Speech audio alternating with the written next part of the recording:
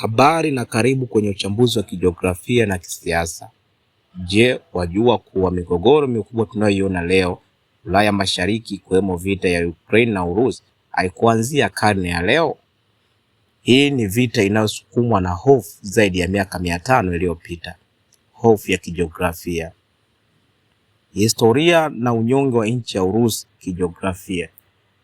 Historia inatufundisha kuwa Urusi ya awali iliyoanzia eneo la Kiev katika miji ya Kiev na baadaye kuhamia Moscow ilikuwa nchi yenye unyonge mkubwa wa kijiografia na ulinzi wa kijeshi, tofauti na nchi zilizokingwa na bahari au milima mirefu.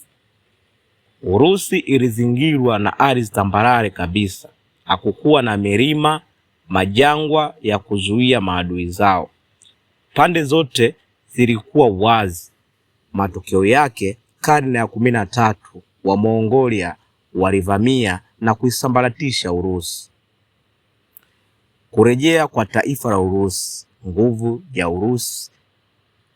Mbinu ya Ivan Terrible, mtu katili, ili kujilinda na uvamizi uliokuwa ukijirudia mara kwa mara.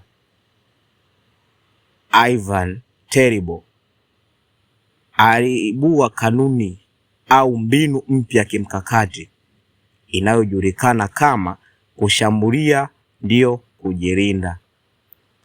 Ivan aliamini kuwa ili kulinda Moscow, Urusi ililazimika kutanua mipaka yake kuanzia ndani kwenda nje kwa kadri iwezekanavyo na kutengeneza maeneo ya kinga, yaani buffer zone. Mbinu hii ndiyo iliyojenga Urusi kuwa dola kubwa, lakini pia ikajenga saikolojia ya kutomwamini mtu yeyote. Mgogoro wa Urusi na Ukraine. Je, wajua sababu zake? Hizi ndio sababu za mgogoro wa Urusi na Ukraine. Mnamo mwaka 1999 mpaka mwaka 2009, nchi za mashariki ya Ulaya ambazo zimepakana na Urusi ziliamua kujiunga na NATO. Nchi kama Poland, Bulgaria, Romania, Slovakia, Bosnia ziliamua kujitenga na umoja wa Kisoviet na kujiunga na NATO, jambo ambalo liliibua mjadala mkubwa kwa rais wa Urusi Vladimir Putin, huku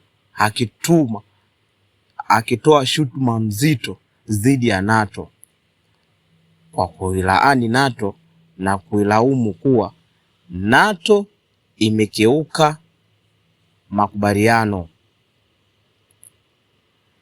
Urusi iliamini kuwa NATO imetumia ushawishi ili nchi kama Poland, Bulgaria, Slovakia, Romania kujiunga nao, jambo ambalo NATO walikanusha vikali na kusema nchi hizo ziliamua kujiunga na NATO ili kulinda uhuru wao.